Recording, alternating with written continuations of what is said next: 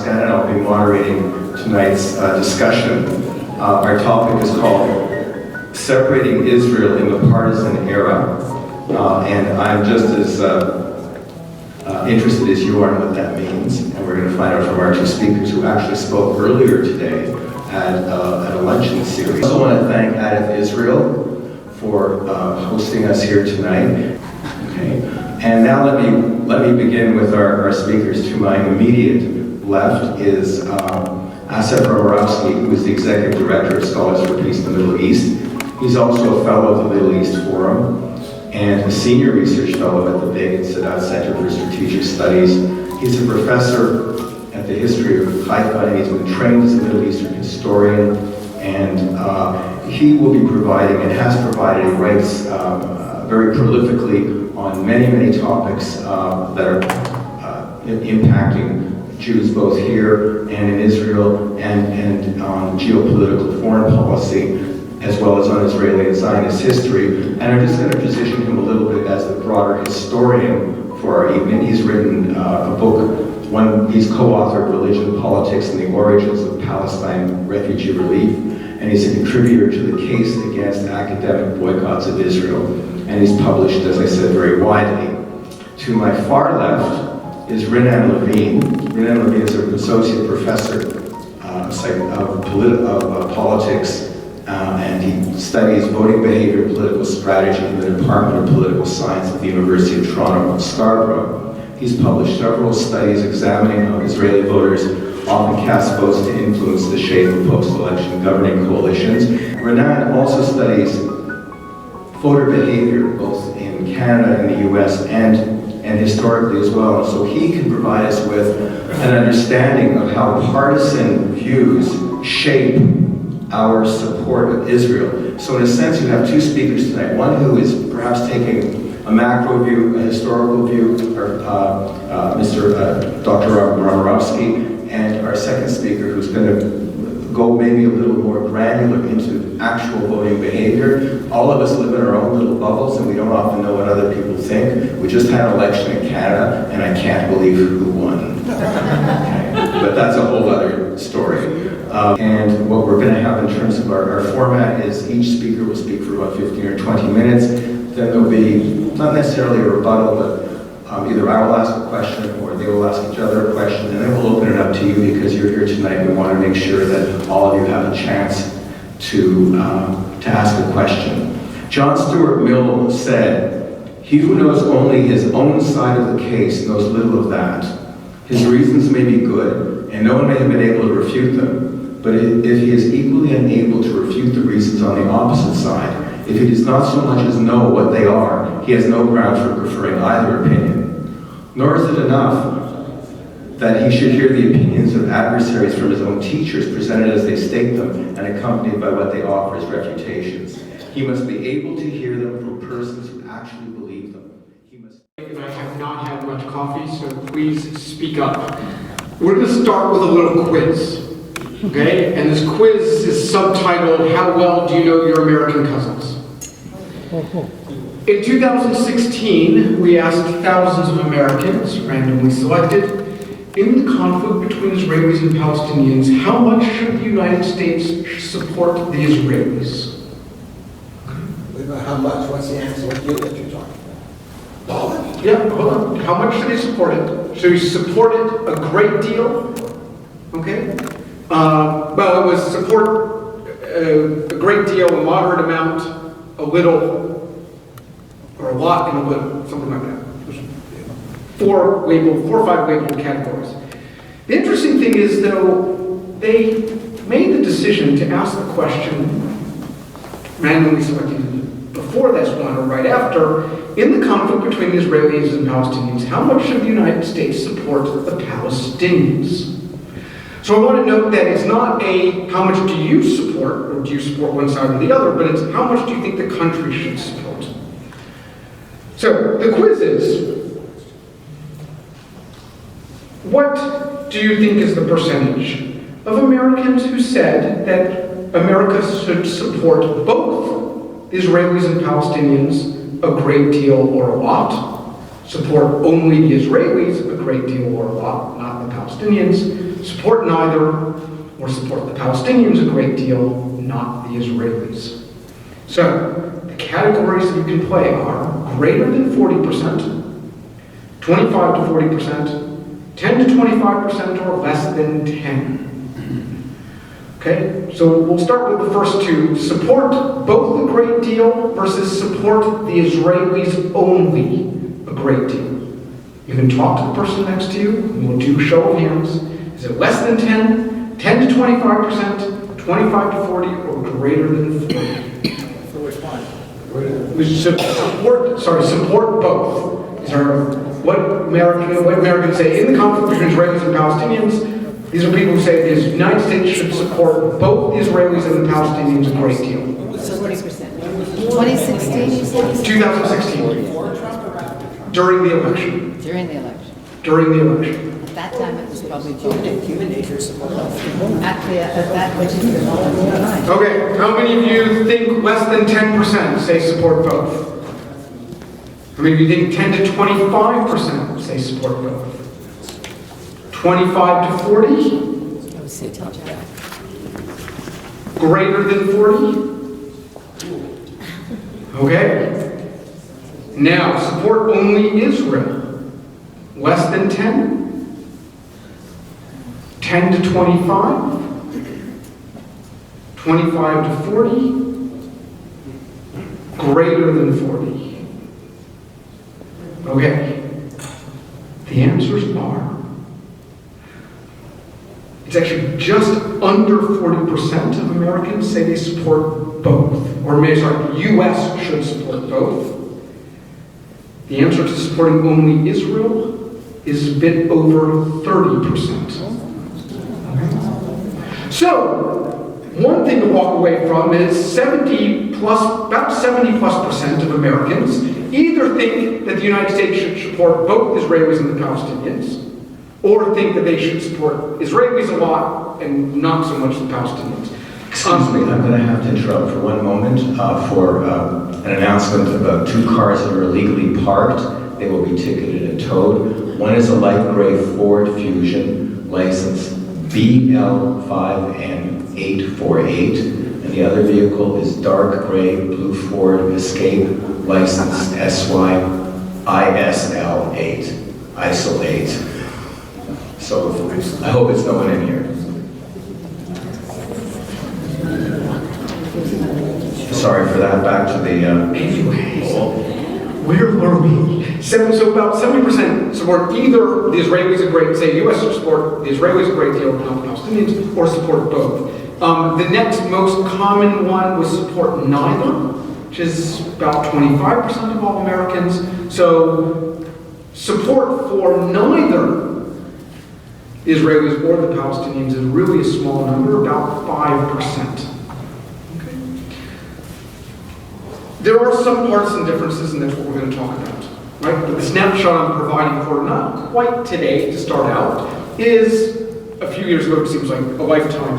But it's one where there's not a tremendous amount of differences. Democrats are about 10 points more likely to support both. The U.S. should support both. Remember, they also tend to be more economic liberal, so they interpret this question as spending.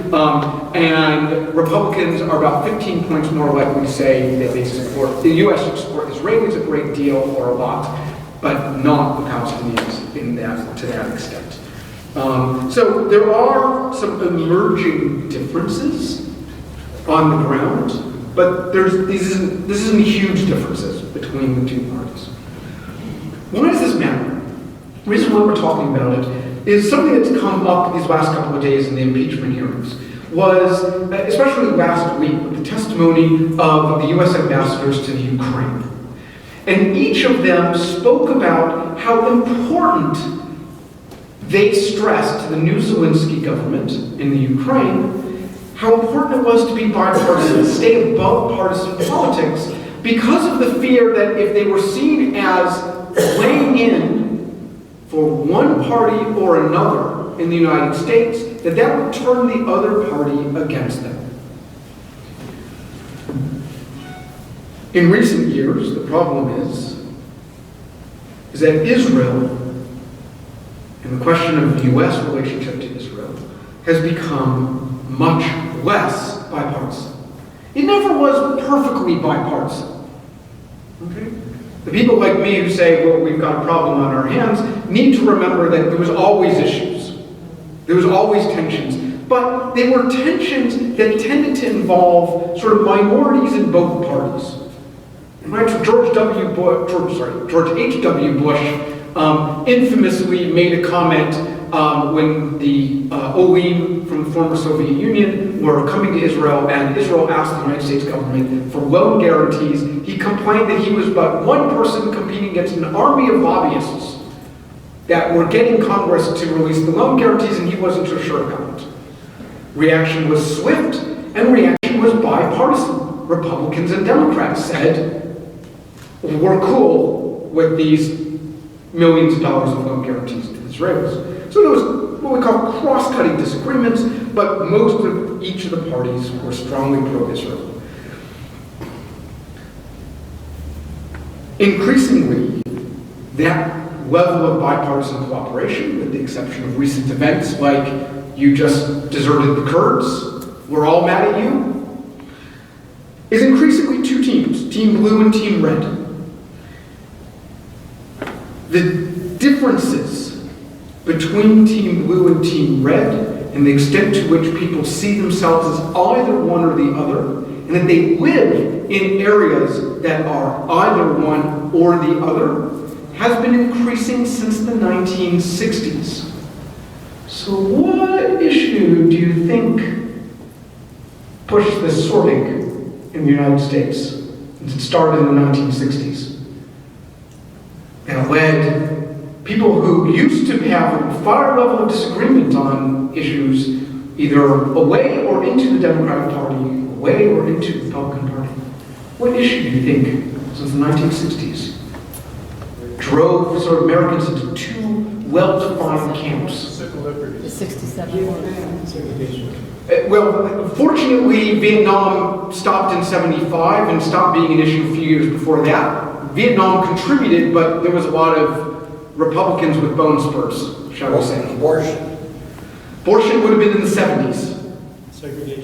Segregation. Race more generally. So not just segregation, but the perception that there was the growing welfare state was benefiting African Americans who may not be deserving of the government's assistance, versus those who saw the African Americans as absolutely deserving a lot of government assistance. Very good. You win. What this means is that increasingly on a number of issues, Americans and their preferred political party tend to agree. It's a chicken and egg issue. Compared to here in Canada, partisan identification is much stronger. Canadians are still pretty hesitant to say, I'm Team Red or I'm Team Blue. Okay, and the example, especially because the provincial party system is different than the federal. I don't want to go into a lot of details, especially since I'm an American, and so some of them are a little fuzzy. But I'm used to growing up, and I mean, we knew Republicans. We thought they were weird. And one of my good friends in graduate school described the same thing. He knew Democrats growing up. A few of them. There were some oddballs. But by and large, most of the people they interacted, of course they were.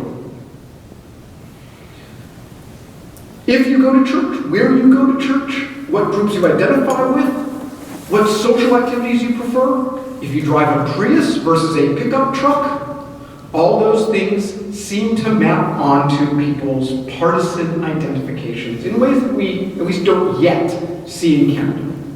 The fact that the Conservative parties only relatively recently congealed, and you have two parties on the left, suggests, well, things could go in that direction in Canada, maybe, maybe not.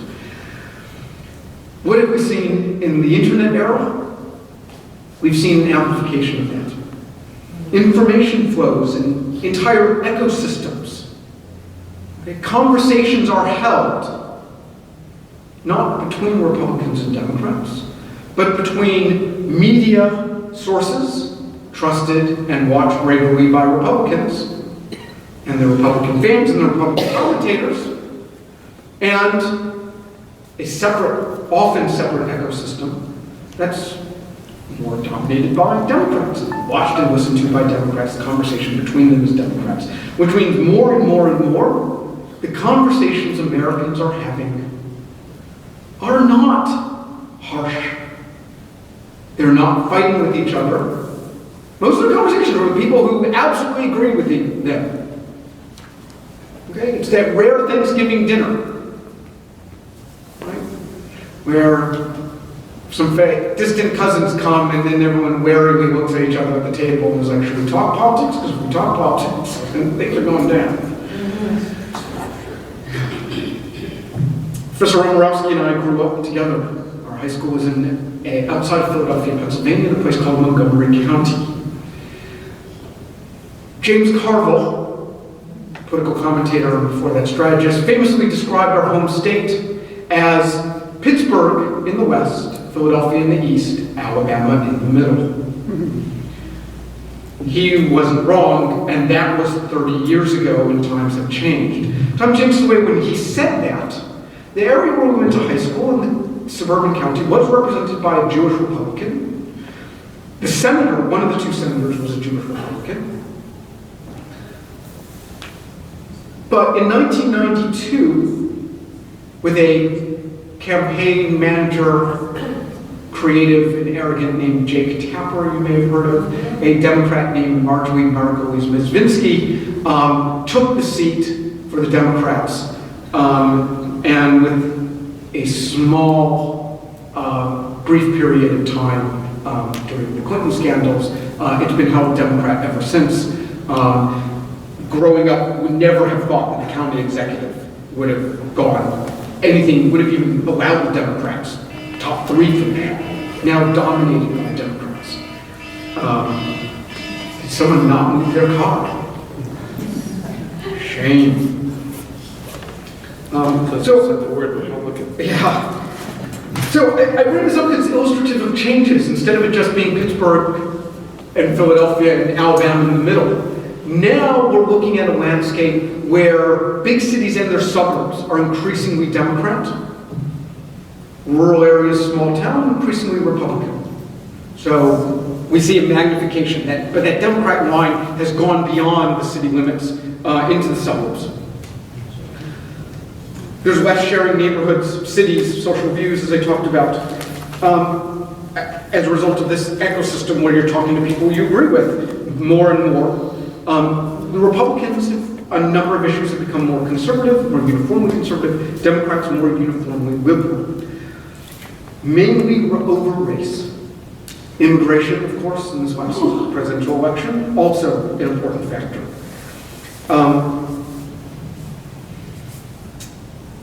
A question about, I'm giving you one example, should blacks overcome prejudice without special favors?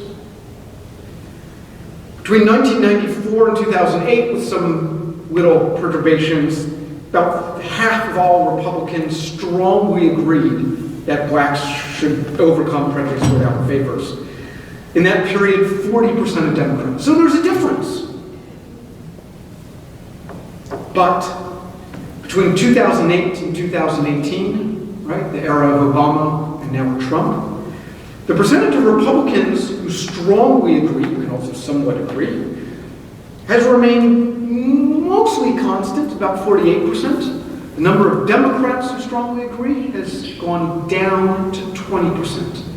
That's the kind of uniformity that we're talking about, and we're seeing this trend line. And to have that much opinion change in 10 years is remarkable.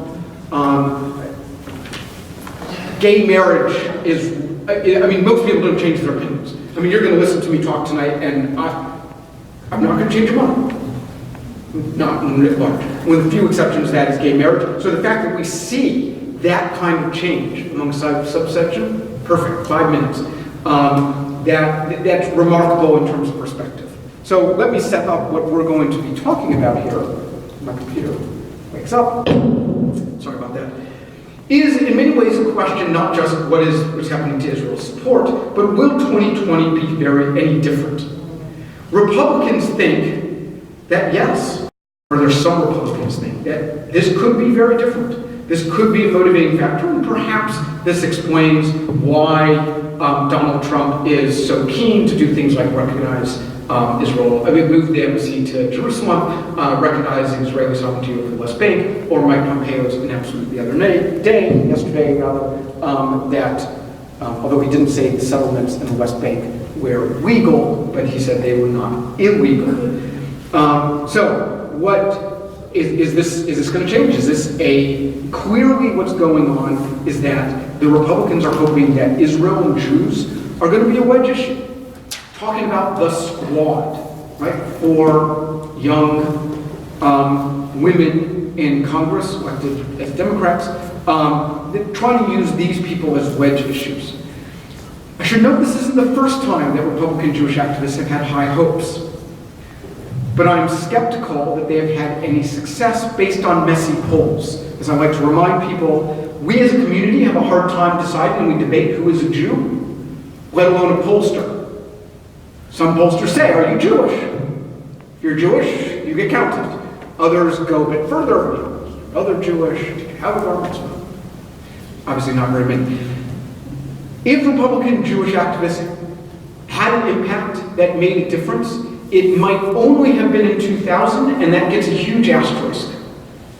Okay, because Bubbies, right? Florida decided that election, as many of you remember. Bush won Florida by a couple hundred votes. There were a couple thousand Bubbies who voted in Palm Beach County for Pat Buchanan.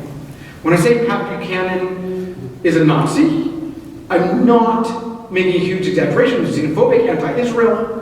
Had a history of comments that he said were not anti-Jewish, but Jews said that sounds pretty anti-Jewish. So there's just no way that lots of Jews, that was the butterfly ballot, right? The infamous one where it was hard to read. So a couple thousand votes for Buchanan. Had they gone as expected to Gore, Al Gore would have been president in 9/11.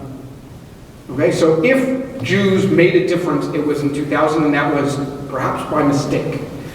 It could have made a difference in 2016. Soft support for Hillary Clinton may have played a role in states that Trump won with sizable Jewish communities: Wisconsin, Michigan, Florida, and Pennsylvania. Other than that, Jews live in urban multicultural areas surrounded by other Democrats. What makes a blue state, a red state, a red state? It has to do with the size of the largest cities in that state, with a few exceptions where the city is not very liberal, but that's very few. And that's where Jews live. Jews tend to value diversity. They tend to be accepting of immigrants. They are often well educated. They're usually not fundamentalist or religious orthodox in the Jewish sense of the word. That said, and this is how I'll conclude, based in my introduction, based on age, race, affluence, occupation, religiosity, and economic ideologies, one might expect more Jews to vote Republican. After all, in countries like Canada, France, UK, a higher percentage of Jews vote for parties on the right compared to the USA, and in ways that we would predict: small business owners, Orthodox Jews, etc. Why are they so loyal? Reason number one, Israel's not very important for many of them. At least on election day, especially, I should note, with a tradition of lobbying both parties. Right? If there's concerns on election day, it's often dismissed with a shrug. We'll lobby them and not much is going to change. That said, Israel is just not, relative to a lot of other issues, is not a huge issue for most American Jewish voters. Second, it's the old saying that Jews would be ready to vote Republican until the Republicans run a candidate. Prominent groups in the Republican Party are feared or detested by Jews. One big difference between Canadian conservatives and American conservatives is that American Jews look over at the Republican Party, they see Tea Partiers, rural populists, white nationalists, evangelical Protestant culture warriors, and they say, thank you very much, we're going to hold our nose and vote for somebody else. And it's in that context to say, well, wait a second here. If Jews are sticking mainly with the Democrats, except for perhaps some big pro-Israel ones, or right-wing pro-Israel, Orthodox Jews, what is that going to do? And that's where I leave it.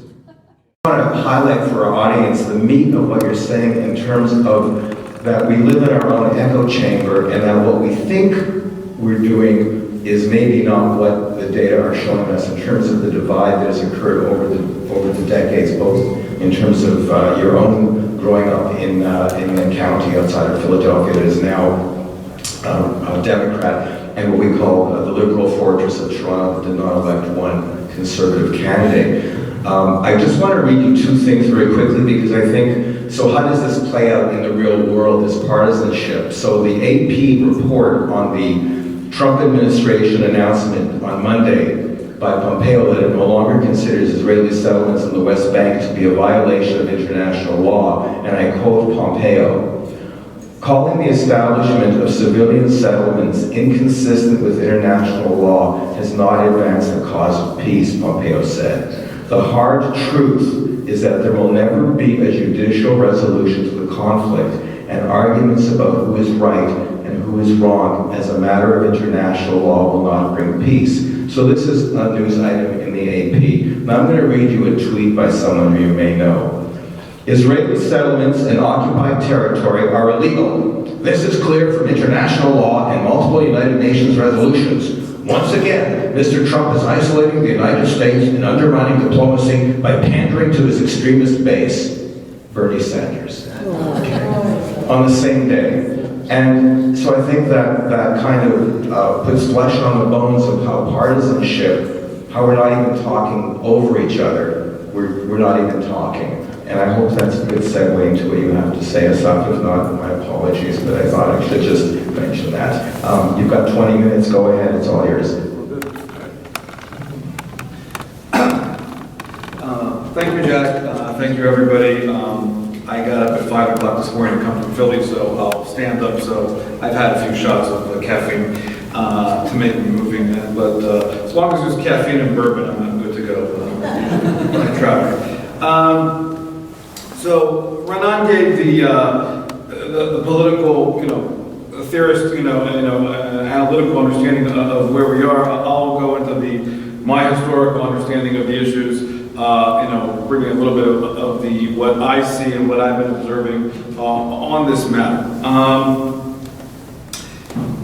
For most Americans, I think that there is a superficial divide regarding how Israel is perceived within Israel's status in U.S. politics and how the Jews play into all of that. And increasingly, I would say the Jews are viewed, have been viewed as white, colonial, wealthy, and kind of the outpost of this issue. And something that many of you may have seen the famous article, or notorious article in the New York Times by Michelle Alexander, saying that if Jews are indeed white, wealthy, thus they are inherently racist. And that, of course, has to do with the fact that Israel was an outpost of colonialism. And I quote here, this is what her comment in the Times was at the time, was that's one of the greatest moral challenges of our time. And then you go to individuals like Linda Sarsour, who basically on the issue of Palestine, and I quote here as well, she says you got to choose the side of the oppressed or be on the side of the oppressor. If you're defending the oppressor, you're actually trying to humanize the oppressor, and that's a problem. Sisters and brothers, you've got to be able to say that's not the position of the Muslim American community. And so you have they have this perception of where Jews fit into American society, Western society, and how they've been viewed themselves on the outside. And then you have also the understanding of the growing divide between Israel and the North American Jewish community. Both of us hail from Philadelphia. My grandfather was a rabbi for 50 years in a large community in what was then Northeast Philadelphia. And what was interesting, in 2000 he was still alive. He was quoted in the Philadelphia Inquirer about what it was to celebrate the first Israel Independence Day in Philadelphia. And what I think was interesting about that greatest generation, and that great generation, was that there was an appreciation of what it was for the Zionist enterprise to not have a state and then to have a state. That transitional historical anchor is lacking today as far as the understanding. If you look at the younger generation of American Jews, for example, they don't remember a time when Israel did not exist or was ever right. So the kind of Israel is perceived as it is perceived within the Arab-Palestinian narrative as the original sin. That is 1948. And so a derivative of that Israel has created the problem, thus it's their responsibility to solve the problem. So the barrage of accusations against Israel as being a violator of human rights, source of the occupation, quote-unquote, refugees, all of that is part of the ill-conceived concept of how the Zionist enterprise came about. But for American Jews, the majority of American Jews, I would say in the mainstream at the time, going to individuals like Albert Einstein and Louis Brandeis and Silver, while they didn't agree politically, they appreciated the fact that there was a coming about of a Jewish state, and how do we deal with that? But there were a great deal of divides within this narrative. Groups like the American Jewish Committee, that in its founding fathers was anti-Zionist. Only later on, after the State of Israel, the majority of these organizations and legacy groups that we all know and talk about, including federations, moved on to become more Zionist.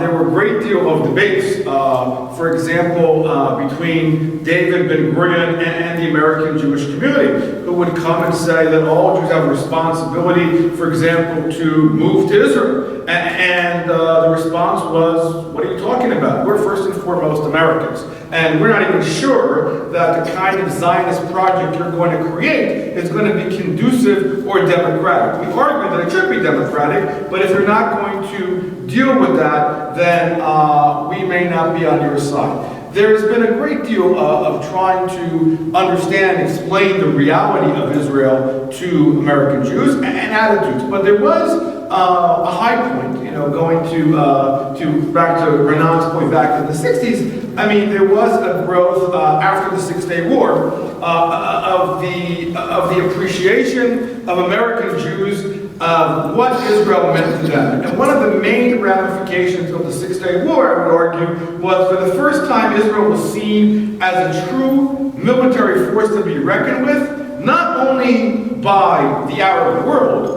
but in particular by the American Jewish community. And so there was a growth of affiliation and support, aliyah to Israel as a result of that. And you're also starting to see, God forbid, the rise of the neoconservative movement, people like Horitz and others, of a rise of a new phenomenon of Republican Jews.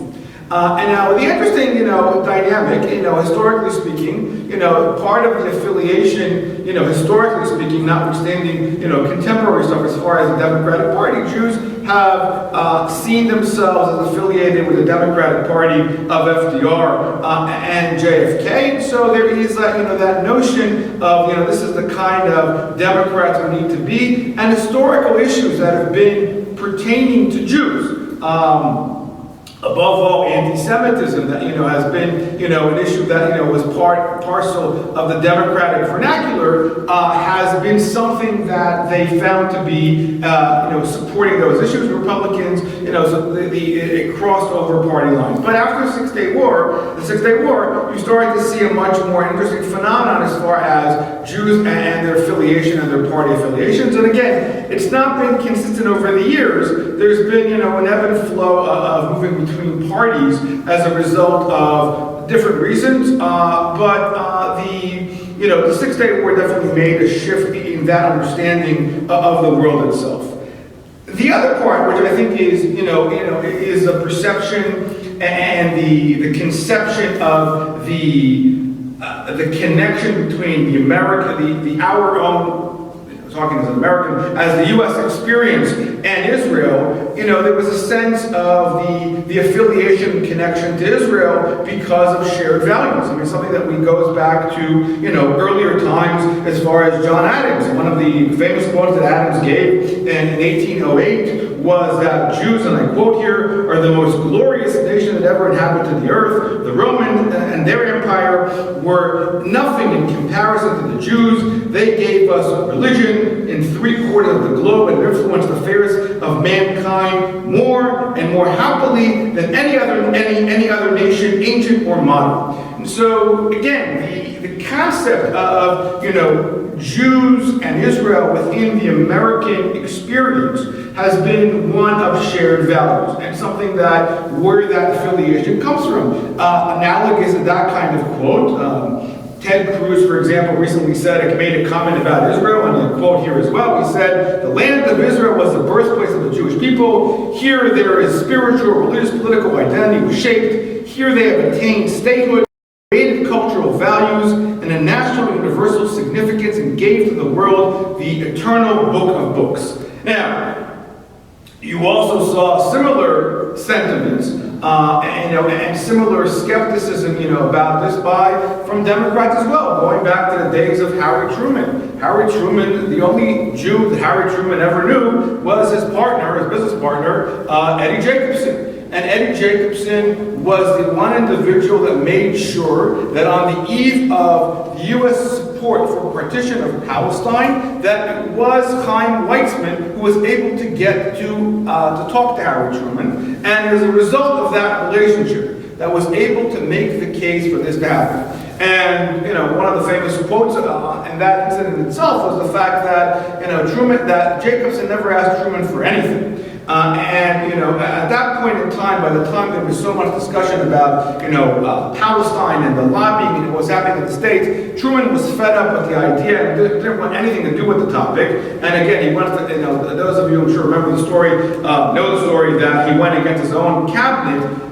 Eddie Jacobson goes to Washington at the request of the Jewish Agency and talks to the scheduler, and he says to him, does the president have a few minutes for me? And he says, yes, but don't raise the issue of Palestine. And so Jacobson enters the Oval Office and starts to pace and goes back and forth. And Truman eventually says to him, after this has been going on for a few minutes, so what do you want, you bold old bastard?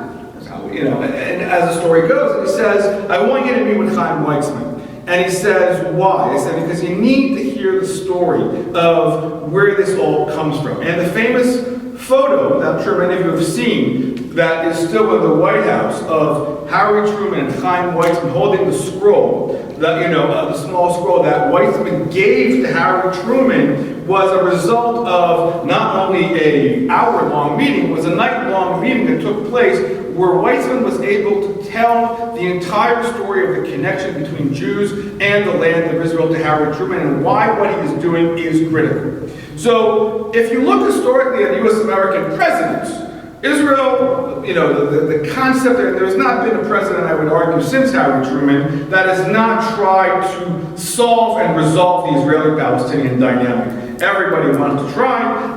Nobody has yet to succeed in this regard. But part of that is because there is a desire to fulfill this promise. I mean, part of it, a lot of it, for people like Howard Truman and for other kind of Christian Zionists in a different mentality, not the Christian Zionists of today, like Alfred Balfour, there was an understanding that we are going to allow for the fulfillment of an ancient promise, and that's part of our Christian duty to make that happen. Now, when that is the framework of the context, then the question is today, when you look at the reality, then what is happening today as a result of this long history of issues that has played out? Now, as Renan described correctly, and I think that, I'm looking at here, we have, you get obviously 10 Jews in the room, 5 Jews, you get 15 different opinions, and nobody agrees upon, the issue of Israel, not to mention Israelis, of course, is a country of 8 million prime ministers. They all got an opinion about Israel and how the country should be run. And so there's even the question how the country even runs. And, obviously that's a whole other thing about the elections. I think that's the miracle of Israel that's actually running, given the fact that it's in a stalemate now. But the ongoing, but from an identity standpoint, there was, I would say up until the 1960s, 1970s, even until the mid-80s, there was an understanding that Israel has indeed always been a consistent issue, but a building block issue as it relates to Jewish identity. And, and something that we can work with on a bipartisan level. Now, I think that, and there was, after the Oslo Peace Accords, which full disclosure I was involved in back in the 90s, there was, a sense that, now we can move something along, a different mentality that would bring the community together. Obviously, the reality took a different turn and did not shape out that way. To that end, there's been a sense that we can move this along. There have been two basic attitudes within the American Jewish community that I am observing that are playing out today. One is the idea that we need to support, for all the reasons I said, the U.S.-Israel relationship, Jewish support, Jewish identity, and because of our brethren across the Atlantic. The other one, which seems to be a little bit more extreme and problematic in the sense that there's also a sense that we can also help parachute an agenda on the Israelis in order to make something happen. And so there is this kind of mentality of what under the Obama administration, or Carter for that matter, the sense of tough love. If the Israelis can't do it for themselves, we're going to help make that happen for them. And so when American Jews start to look at this issue, then we have a sense of where are they first? And if they are American first and Jewish second, and this has been part of the that old Ben Gurion story, as it relates to the affiliation of Jews and American Jews going back to people like Solomon Schechter and others who were involved in the creation of the American Jewish community, then they appreciated the what America provides to them, and they saw Israel as an outpost of them. Now, what you're seeing today, which I think is part of where the partisanship is playing out, is today, as I mentioned before, Israel no longer represents that identity building issue. Most, for the younger generation, when you're looking at individuals between 25 and 45, it's the idea of I support Israel, but. Or I'm Jewish, but I'm Israeli, but. And so if you poll most of that age gap, they will tell you what makes you Jewish. Well, maybe I go to the high holidays once a year in 5 minutes, and maybe I have a corned beef sandwich. But Israel, for me, don't make that my issue. And part of that has to do with the fact, as you're seeing today play out, is that there has been also a growth of the interpretation of Judaism. To say that Judaism is also means liberalism, and the fact that the religion of the day of today is the religion of what we all know and love as Tikkun Olam and human rights. And so the Tikkun Olam paradigm does not fit necessarily within the Israeli-Palestinian dynamic. And as a result of that, people were forced to take sides. And so, when you talk especially to the younger generation, the people who are less affiliated with the state of Israel, then they're under this conundrum of how can I, as a Jew, support the state of Israel when Israel is doing all these horrible things and the Israeli-Palestinian dynamic and everything else that's going on that reflects poorly on me as a Jewish person. And so the level of identity that plays out here is what you're seeing now. Now, if you're looking now, in the time that I have left, at the reality of, and my great concern, which I think is something that Renai and I share as far as, the concern is that the strength of the U.S.-Israel relationship and the strength of affiliation between the North American Jewish community and Israel has been rooted in its bipartisanship. And what you are seeing now as a result of the growth of the polarization of the issue to the left and to the right is you are seeing a growth of partisan issues where Israel is becoming a ping pong issue as it relates to those issues. I mean, look, during one of the debates around the Iran deal, it was actually Aaron Barnett who was in Israel. And, Romney was still running at the time. There was a question about what was going on. One of the questions that she posed to Netanyahu in Israel was, who do you support? And the answer that Netanyahu gave was, I can't afford to support one party over another. Israel needs to be a bipartisan issue. Israelis understand that. It cannot be, despite the, and again, not everybody, they don't get along. I mean, we all know that, Obama and Netanyahu hated each other. I mean, but they still worked it out, even, when airing out dirty laundry. There has to be a return back to basics. And part of the basics has to do with the fact that one of the basic premises of the U.S.-Israel alliance relates to the no daylight. We've kind of gone beyond the no daylight in the area of the era of the infotainment and the era of tweeting all over the place. But there has to be that understanding of going back to those kind of basics. But the American Jewish community today is challenged by that. And there's also a question of, how this also reflects on them as Americans and as Jews. And this is part of the conundrum that you're playing out here, where people do not want to be judged by this issue. And that's kind of the environment that we're seeing today. I don't have good answers, but this is the phenomenon that I'm observing, and I think the historical origins of this stuff, and we can continue on in the Q&A. Thank you. So I know that you're all eager to ask questions of our two speakers. I have a question for Asaf, but I want Renan to answer it. Okay? And it's as follows. And it has to do really with how does this partisanship divide occur? We've heard a historical expression of where I never thought in my own lifetime that Israel, which was a building block, Jews, whether we're on the left or the right, has become a wedge issue, where it has become so severe that people don't vote their interest. And what I'm finding today is that American Jews or Canadian Jews that are anti-Trump, it doesn't matter if Trump's doing what I consider good things for Israel, moving the embassy to Jerusalem, the Golan Heights issue of stopping support of UNRWA, doing things that from a Jewish survival and a Jewish point of view are good things, and where Obama did bad things in terms of the daylight, in terms of the resolutions that he supported in making, before he left, passing the UN resolution against settlements. But we have to remember a couple of things.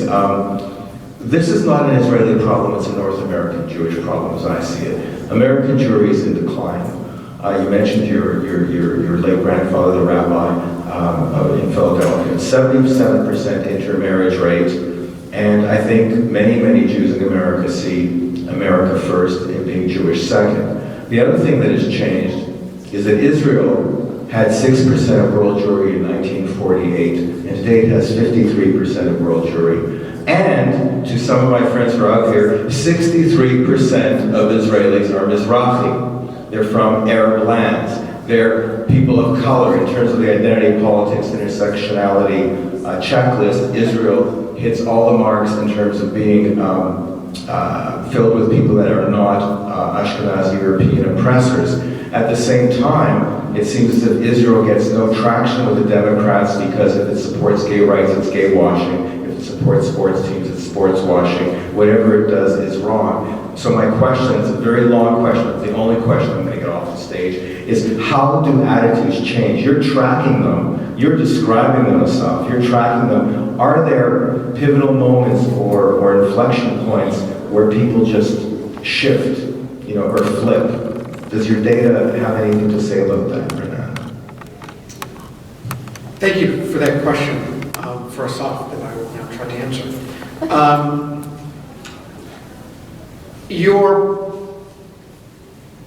There's a number of things you said there that I think I could challenge. But what Adath was talking about was described a history where it was possible to go into the Oval Office, to sit down with Harry Truman and say, here's an argument based on merits.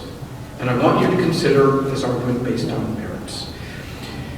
And it also means that, right, whether it's for Israel or against Israel, right, we can talk about, well, what is good, what is bad, what is in our interest, what's not. That merit argument exists, but they're in a partisan era, right, where we're viewing everything through particular kinds of glasses, means that merits may not loom large. And remember, with anything, there's always merit, there's also always motive. Oh, so Trump moved that embassy to Jerusalem, huh? Yeah, Jack, you think it's a great idea, huh? Certain Renan Levine wrote about it in the National Post that week and said, timing's off. Okay? It looks like that Trump's not doing it out of the goodness of his heart, and Trump's not doing it in a way that's going to convince the international community to also move their embassy. Trump appears to be doing it out of his own selfish political interest, and he's not winning any friends. What I'm saying is when Osama bin Laden was killed by Obama, it was Obama claims victory, and when Trump just killed the Baghdadi guy, it's allegedly Trump did something that is bad. And so even the media... Wait, I need to stop you. Yeah. I'm sorry. Because, just that, right? When the ISIS leader was killed a couple months ago, Donald Trump took the stage and complained that Obama got credit for killing bin Laden, but he wasn't going to get credit. Okay? There was a difference in how things were carried out, in how attribution was made. It breaks down. And my point is that people are viewing all of these optics and challenging a service to say, wait, I can give you an example of one person who did not give Barack Obama credit for killing Osama bin Laden. Donald Trump, right? There were people. And then when the ISIS leader gets killed, Trump says, I want you to give me credit, but I know you're not going to give me credit. And then he goes on this long rant, and he makes up a story about how he was cowering and died like a dog, even though I have sadly put 2 dogs to sleep, and it was really a wonderful, beautiful, sweet experience. And as opposed to Obama who stands there. And so people are hearing not just the merits, but also the motive and the style. And if the motives are suspect and the style is to be criticized, that's going to be problematic. And it goes a step further, right? Is that, well, let's look at opponents of Israel, okay? If they're on my team and you are going to attack my team, whoever it is, they get defended, even embraced. Why? Because you're attacking them. That's where we really, so you talk about where's the inflection point. The inflection point comes when the motives becomes like, well, are you attacking them because you think that they have a bad argument? Because you think that they're anti-Semitic? Or are you attacking them because they are a person of color? Or you are attacking them because Donald Trump hates them, and that is why, at a personal animus. So these questions about motive, and then the more you see things, as everything is about this my team versus your team, that's when the inflection point, and that's what I'm saying is, I fear that this is only getting worse and more exaggerated, and what's adding to it is the fact that, Okay, so I want to pick up on that point. So you think it's getting worse. I agree with you that it's getting worse in the sense that we can't discuss things. Do you want to comment on anything, Adath? Then we'll just turn it over to our audience. Well, I think it is getting worse in a lot of spaces. But you're also missing, one thing that is also worth noting.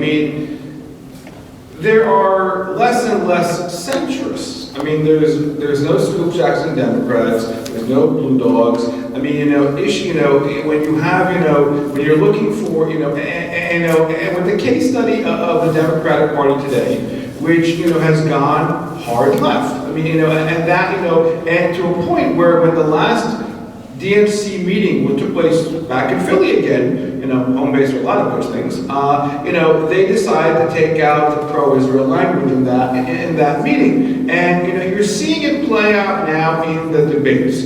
Now, it is true that, look, the fact of the matter is, given the political toxicity that happens out today, there is nothing that Donald Trump can do, or for that matter, Benjamin Netanyahu, that will be seen as okay. I mean, and by the way, look at this on American college campuses. One of the last, there was a symposium at the University of Michigan where the poster was Adolf Hitler, Donald Trump, and Benjamin Netanyahu. And so that as far as messaging, as far as perception, as far as this is the imagery that plays into this reality. And obviously, we live in an age of infotainment, and perception is reality in this regard. And so that's where I was arguing before. I think we have to get back to basics. I think that, this is not helping the conversation move along. It doesn't matter, and the naysayers are jumping up and down because most of, whatever is interpreted is going to be interpreted by social media. All you got to do is look at every tweet today that has come out as a result of Pompeo's speech. It didn't matter, what, Pompeo said or did not say. The perception is that, now Donald Trump killed the two-state solution.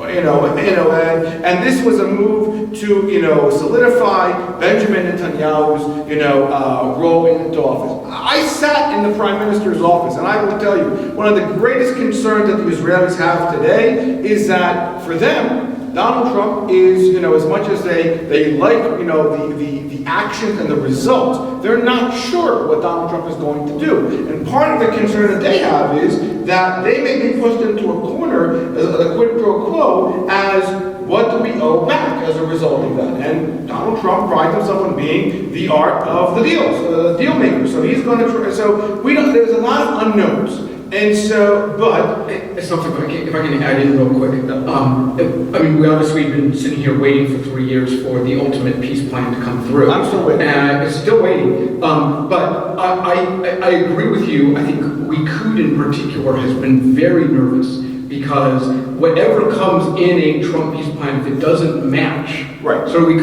plan, it's going to be sort of like, we ain't getting anything closer to us. So if Trump actually comes out with this peace plan, if it's not to our right, we can't tell our voters that we have a realistic vision anymore. And to add, and also to add to Renan's point, which I think is also critical, related to our conversation, which we have not brought up here tonight, but I think it's critical to understand. The gap between left and right in Israel is much narrower between the gap between left and right today in the States. I mean, that's a critical aspect. I mean, Israelis, and I would argue, since 99, 98, really, there is really no traditional left in Israel. It's basically what you have is, right and center right is what you're looking at today. Sydney Libney was interviewed in 2014, and she was talking about the horrible treatment of the Palestinians in Gaza and the occupation, and the interviewer asked her if she felt that it was a good idea to get rid of the Gaza fence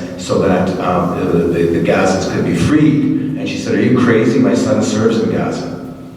And this is the thing that we have to understand. As to your point about left and right in Israel, it's a different place. Everyone has to serve, and we can only observe. We may have input, but we don't have a vote. But I know there's some people eager to speak. This gentleman's been patiently waiting. If you want to step up to the mic, it's a very polite crowd tonight, so take your time and ask your questions. We look forward. A point and a question. First, Sure. Benny Gantz praised the Americans for their decision. And to your point, that there's not much difference between the right and left in Israel compared to the right and left in North America. Right, my point about motive, right, is that he's also neutralizing any benefit for Netanyahu. So Another comment, the Democratic Party, Republican Party, all had in their platform to move the capital to Jerusalem. When Obama ran, he was in favor of moving it. Trump was the only one who did it. Well, Congress approved it in 1995. But that's it, yeah, Trump was the only one who did it. Right.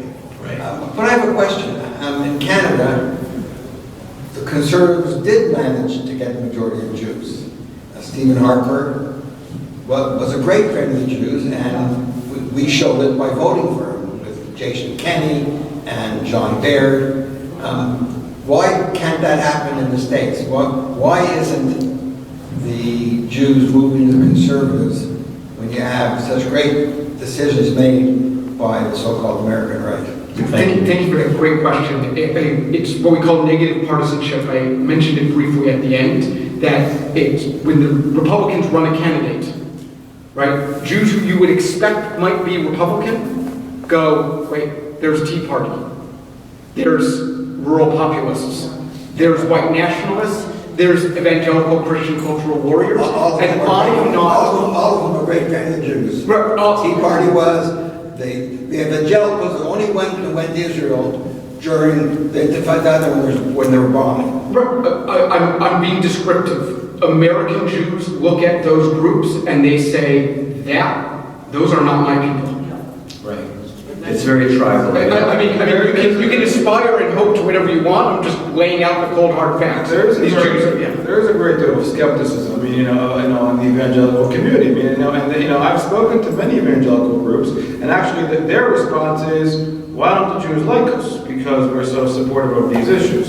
And so it cuts both ways, when you're trying to figure out, where they are. I mean, I think that, I think in this age of partisanship and toxicity, I think we need all the allies we can get. That's my personal opinion. And whether or not, we're going to be converting the second coming or not, Who cares? That's, I leave that up to more theologians than me. But I think that, but I think to my remarks, I think that as a whole, if you also look at, at the majority of Congress, to Renat's point, putting aside, the fringes, which I think is, the concern I guess we all have is, are they moving more to the middle, is that the majority, of Congress supports the U.S.-Israel relationship because of the shared values. And I think that, part of that, I think, where Jews have felt comfortable going one way or another because they have felt over the years that, that these issues would be in some way, shape, or form expressed. My concern now, personally, as someone who's been an observer and as a participant in some of these matters, is that will that be the case going forward? And, and that is a concern that we need to look at vis-a-vis maintaining and strengthening the bipartisanship. And one of the things, thank you, Asaf. One of the things to add to your point, I heard a rabbi say that she no longer wants to hear Israel discussed in shul because it's too complicated. And I think it really speaks to your point. We can laugh about it, but I think that we can't count on American support unilaterally, that Europe is finished for the Jews, and that inasmuch as it is the new Israel America, we have to be mindful of where the winds are blowing, even though Rashida Tlaib declined to go to visit Israel with the other new Congress electees. We have to be mindful of that. We have a question. Let me just give the required reading is by Eric Uslaner, U-S-L-A-N-E-R, and the article is called "What's the Matter with Palm Beach County?" Okay, so before you jump all over me, that's where the data comes from. Sorry, go ahead. Okay. I wanted to speak to what you said in terms of healing the divide. Basically, is what your position is in terms of the left and the right, the Dems and the Republicans. And I think that's a wonderful statement. But at this particular point, in terms of the level of toxicity that exists, and I think as well, action-reaction, and when you take into account what has happened over the last 20 years in terms of infiltration of the concept of Israel being bad and baby killers and eaters and all the rest of it, that kind of infiltration, which has really found its way into the Democratic Party, it's not just a function of, oh, in reaction to Trump. This is, I think, a very cancerous situation, obviously, because it is toxic when it deals with Israel in any way, shape, or form. And that feeling and that sentiment, it has been growing exponentially within the Democratic Party. Yes, of course, in the Republican Party, you've got the far right. I understand the alt-right, but you now have a level of such dislike.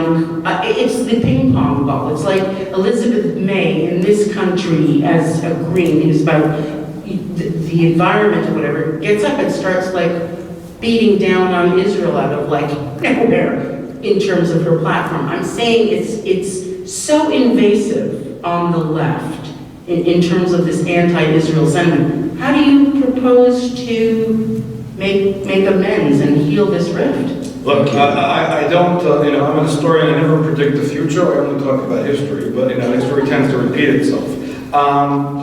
The example that happened this past summer, to Jack's point, of what happened with Rashida Tlaib and Ilhan Omar as far as it related to their trip to Israel. A week before that, Steny Hoyer led a trip of 41 Dems to Israel. Now, many of them were actually from Pennsylvania, and freshmen, who went. And what was interesting is, that after the Tlaib Omar comments came out, the value added was that they were able to say, while we don't like everything Israel does, we were there, and we saw that what the projected reality that these two individuals are making is far from the truth. Now that has a great deal of value, and you can't, one should not dismiss, the opportunity to educate Congress, elected officials on these matters. Now, what they did, which was egregious to the entire narrative, they claimed with a clear agenda. Now, how Israel executed this was, it was kind of a case of, I wrote about this, damned if you do, damned if you don't, as it relates to how Israel was going to handle this issue. But I think that we need to be doing a better job on the education. I mean, that's our job. I mean, many of us, part of the phenomenon that does not exist, by the way, as so popular in Israel, for example, is the idea that we lobby our elected officials. We educate them on these issues. And I think that, that's a concept that needs to continue going further. Now, I know there is indeed, and I think that there's something to be said about the fact that when the leadership of the Democratic Party, if you're talking about Democratic Party today, when people like Elliot Engel and Ted Deutsch and Nancy Pelosi, when they have to speak out to say, no, this does not represent us, and we need to talk about these matters, I think that, and I've had these conversations, with Ted Deutsch, by the way, I think that, that speaks, to their concern as well as rank and file members of the Democratic Party. Again, there has to be a level of understanding that we need to move the needle forward and go back to these traditional issues. I don't think it helps either party to make this a partisan issue. And I think that there is still in North America an element of, a significant element of self-correctness, notwithstanding, the environment. But there is also, a growing normalizing of anti-Semitism. And that's happening across the aisle, left and right.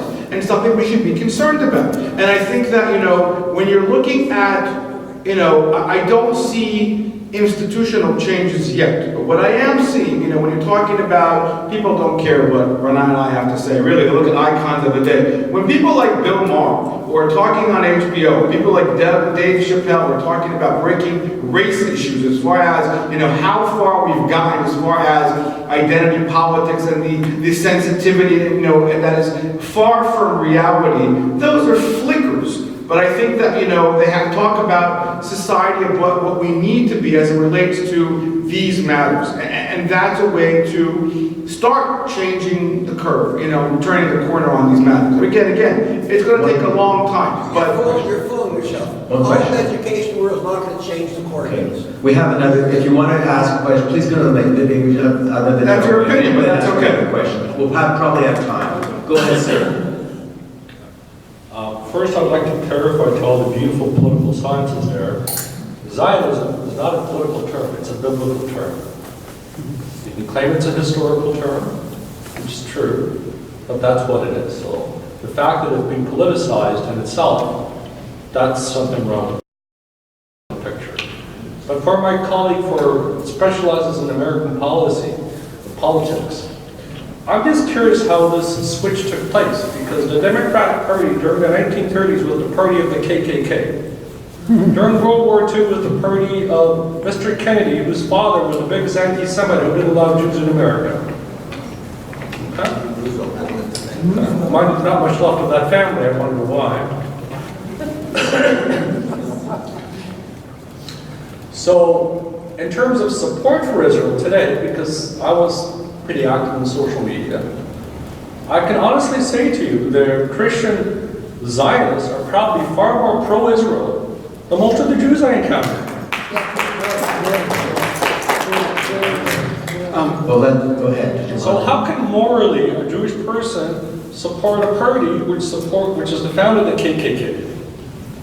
Well, that's a historical fact. It's not something you can debate. Okay. Yeah, So, I just I got you. You understand the question? You understand the question? Yeah. Okay. Yeah, we're good. We're good. This is a common feeling for me when it's like, wait, did you miss the part right at the beginning of the talk where I said, here's where we stand now, right? Here's the opinions. Right. Equal numbers in both parties, about 5%, say the U.S. should support the Palestinians a lot. Okay. Not today. I don't know. That's not. I support Palestinians. To be honest with you, as a people, I don't want to see anybody dead. The most recent data I have says 5% in both. What Professor Romanowski just mentioned was there is what you just described happening on the left and the Democratic Party, which was the previous question. Certainly, same argument can be and has been made about Republicans. That xenophobia and nativism, I mentioned Pat Buchanan earlier, Ron Paul, his son Rand Paul, that there was this element of isolationism, an element of inwardness, America firstness, rejection of immigrants, rejection of diversity. Right. So there's a symmetric, at a minimum, there's a symmetric argument. I think Professor Romanowski and I are in agreement. You ask an excellent question, which is, like, how can all these Jews essentially be so wrong? So dumb. And we're talking upwards of 80% of American Jews. We're not talking, there's a few misguided ones. Yeah. Right. And to your point, so let me give you the two-sentence version, which was, yes, the election of 1928 was hugely important. Okay, a lot of our families, so the U.S. immigration waves, Jewish immigration waves, of course, came more earlier than the Canadian ones. Okay, so one of the first elections that had a large number of Jews voting was 1928. Al Smith. That was the election, right, where the KKK essentially tried to block Al Smith and lost. Hugely influential because the Catholics and the Jews went Democrat, and the nativists went with Hoover. Then came FDR, right? And Jews were absolutely part of that coalition, right? There were still Jews, particularly in the liberal Republican wing, which has disappeared, okay? But what has happened since the 1920s, right, is that the Democrats, the racist wing of the Democratic Party, increasingly became the South, and then starting in the 1960s, the South, that continued to be the racist wing, switched to being Republican, okay? Members retired, new people came in, often their aides, sometimes family members, or they'd Strom Thurmond, right? Changed parties, right? He was a Democrat. I'm not old enough to know him as a Democrat, okay? But most of my life, he was in the Senate as a Republican, right? And this is outwardly racist. And Jews would look at people like that with memories of signs that said, no blacks, no Jews. And they said, okay, thank you, Strom. I'm glad you're supporting Israel, although it didn't always, because he was an isolationist. But we are looking at that and saying, you're most overt about hating blacks, but we at least suspect you also hate Jews. And in the contemporary era, where we know that one of the main things that Republicans have in common is a sense that America is under threat of cultural displacement, that new people are coming that are dramatically and culturally changing, Jews feel extremely threatened by that. So, I sometimes disagree with Assad. The reality of right now is there's still, I can tell you, bipartisan support for go Israel. on YouTube, every single Orthodox rabbi will be always right-wing, Republican, or in Canada, conservative. Okay, and that's a moral issue based on Torah and biblical law. It has nothing to do with what you perceive or to be politically correct. Do you have an idea of what percentage of American Jews identifies as modern Orthodox?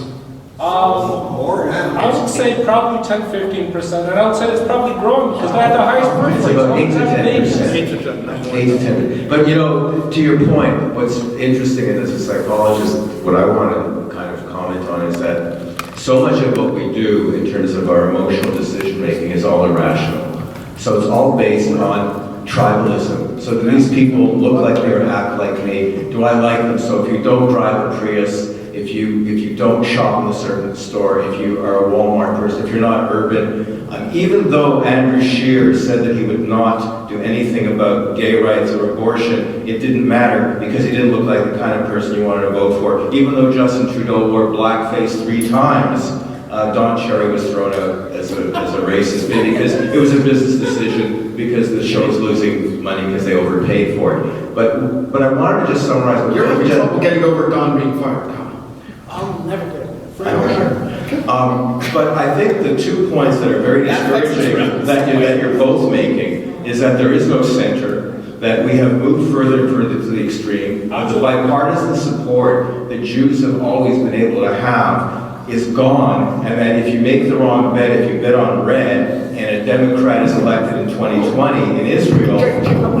Can I step in here, because it's not a matter of if you make a bet on red. I mean, one of the things that we've seen, right, is Netanyahu made a bet on red.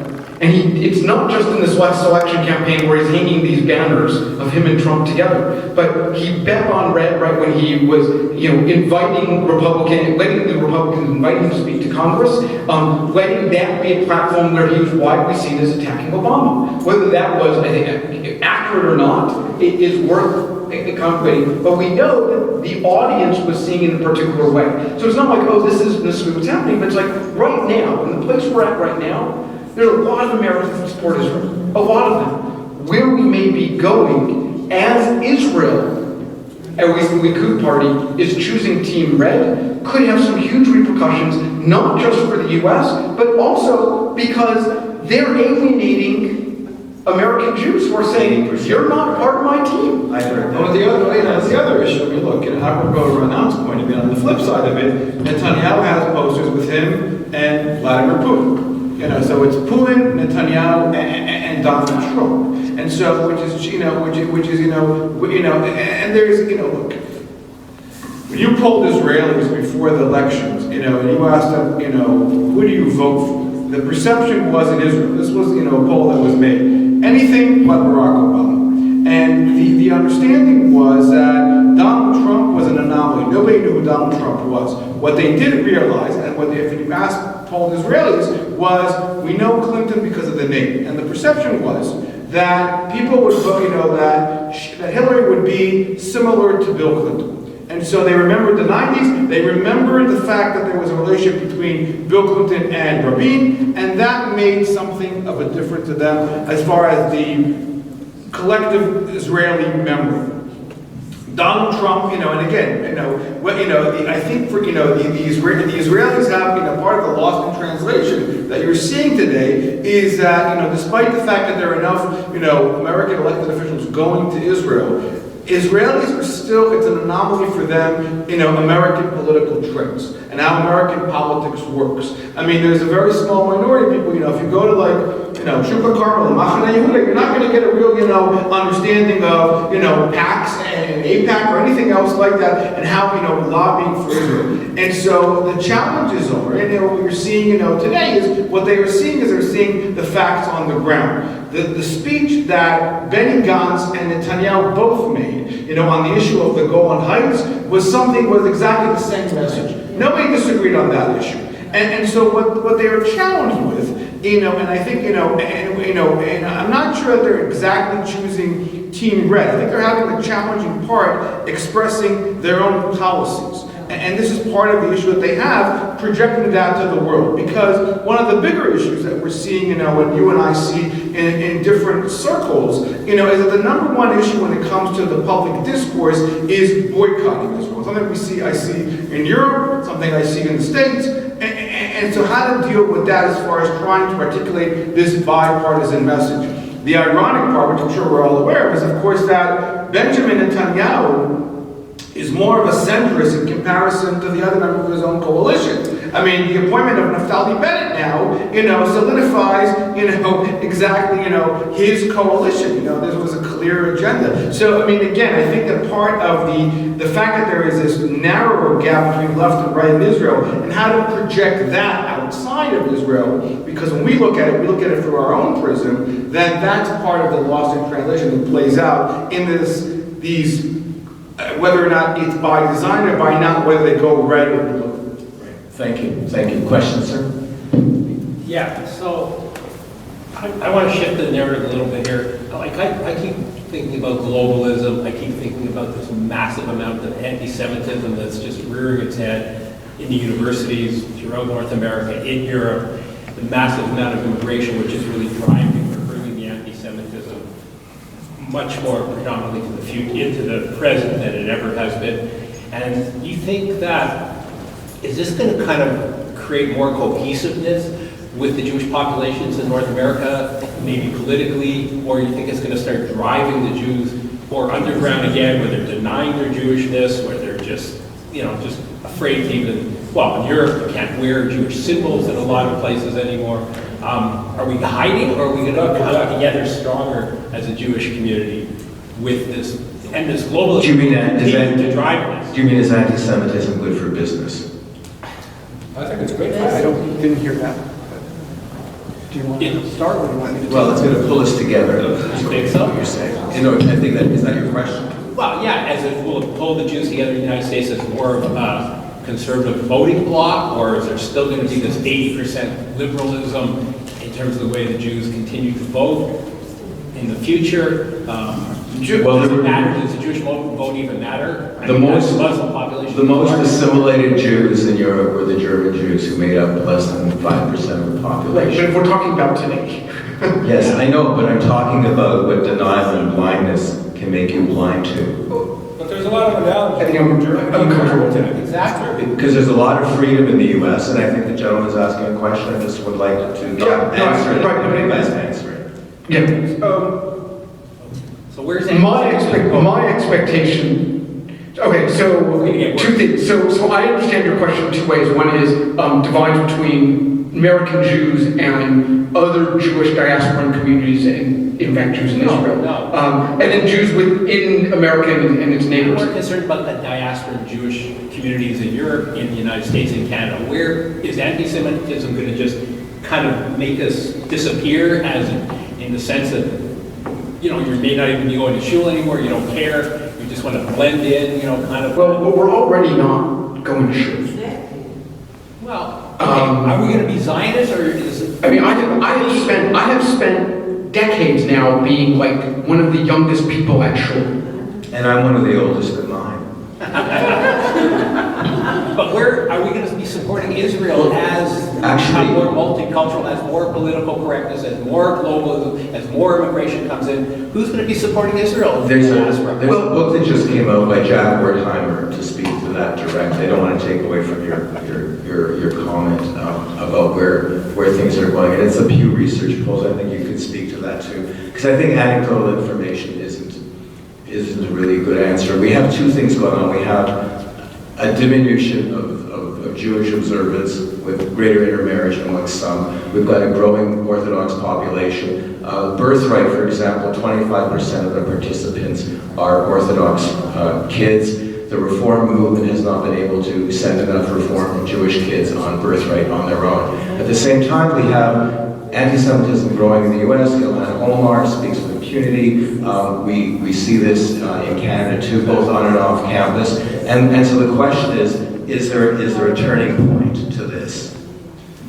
Look, I mean, the Pew report, I think Jack, your point is correct. I mean, you're seeing, if you're looking at the fragmentation of the Jewish community, the trajectory that Wertheimer has on his, is pretty grim. The sense that there'll be, that it'll be half Orthodox and half Reform, and the other half Reform as far as assimilation, as far as affiliation with gateway institutions, as far as practicing, and going. I mean, this is not the days, unfortunately, gateway institutions, traditional ones, are no longer those gateway institutions. People don't want to be identified as such.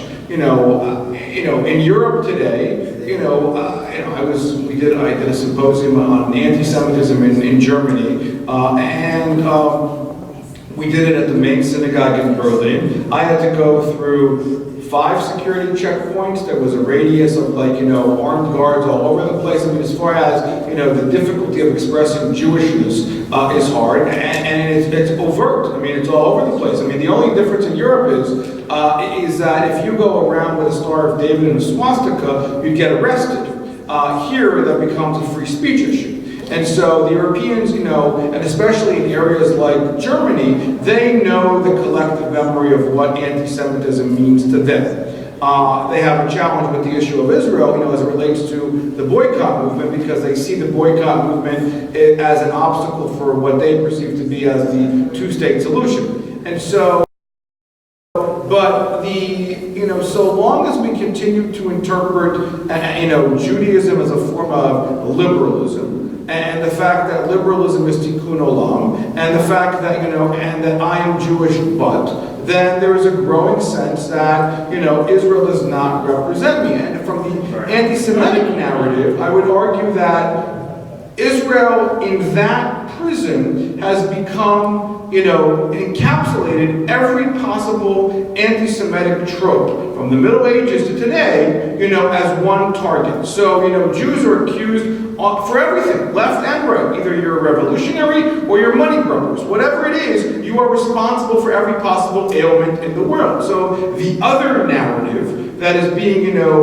projected within this issue, there has been a sense that maybe it's better for us to not project our Jewishness, despite the fact that we are the generation that has been the most successful, the most affluent, and the most powerful we've ever been. But the trajectory that Wertheimer talks about, it is becoming much more stupefied, and we're going downward. And so the question is, if we are at this point now, how do we take that kind of power and kind of, to our advantage and talk about issues that we care about? So it's not one Jew, like one Eddie Jacobson talking to the president, but, there is a collective about what's going on and making sure that our Western values are also going tandem with the support for what issues we care about, like the state of Israel. Thank you. Thank you. Okay. Andrea? Actually, the way you just described how Jews were successful and blended in and perhaps more American than Jewish just sounds a little bit like how you might describe the Jews in Germany in the late 30s and what happened. But my question was really going to be more about what I didn't hear either of you say this afternoon or this evening. And that is, while you're talking about left and right, you aren't talking about the impact of Islam in what I think is mostly the left, although we know that there are Muslim Brotherhood actors on both sides of the House in Canada today. But every time I hear liberalism and the left, I get confused because the Islamofascist movement is also pretty significant on the left. And I don't hear any comment about how that's affecting partisanship or the lack of it, of bipartisanship. Do you not think that that's a part of what's happening in the community? And also, when I hear about Israel and Palestinians, I think we also miss that it's really maybe not a battle with the Palestinians, but with Muslims in general, or Islam, I should say, not individual Muslims. I think the short answer of how I would explain that is point to the fact that the election of Rashida Tlaib and Ilhan Omar, while for a lot of Jews on the policy level was concerning, it was also a source of great pride, right? That they had elected a Somali refugee who wears a hijab, and she is going to sit in that chamber looking very different than the others. And a lot of Jews, what Adath is talking about, this liberalism, this Western liberalism that Jews have always been a part of, and saying, we have policy disagreements, but we have a strong sense of pride that, look, just like we feel different, are perceived as different, we have a source of pride that, look, there she is in the chamber in Congress. When candidates were not all screened, but several, as you know, during the Canadian election were identified as having made anti-Semitic remarks, the parties were challenged to remove those candidates. They didn't always, but in several cases they did. Why would you not expect that the U.S. would do the same? We don't know have there's a history of anti-Semitism in those women. We don't have the institutional mechanisms. So this is where I'm proud to be a political scientist on a night like tonight, right? Because we have open primaries, right? Rashida Tlaib only won her primary, okay? And is very vulnerable because two very strong African-American candidates ran. And they split the African-American vote in that, what you guys call riding. And that allowed Tlaib, running with the support of a significant Chaldean population and educated liberals, was able to emerge from a very crowded primary race with a relatively small percentage of the vote, largely because two very strong African-American candidates. We don't have the same mechanism here, right? Where at both the provincial and the federal level, the party leader can go, you're out. Could you just clarify, are they going to be challenged in the primary to leave and Omar, or is there another primary before the election, or are they? They are being challenged. They are being challenged right now. They are being challenged.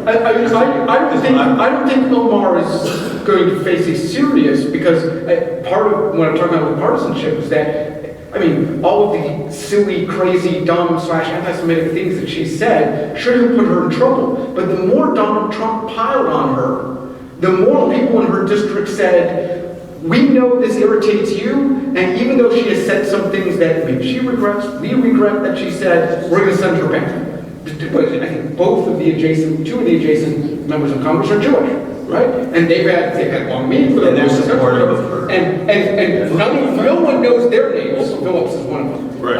No one knows her name. Ilhan Omar, everyone knows. Why? Because she's been and because she's a target, the response is even when she flipped, when she promised the Jewish community one thing and then she went the other way afterwards.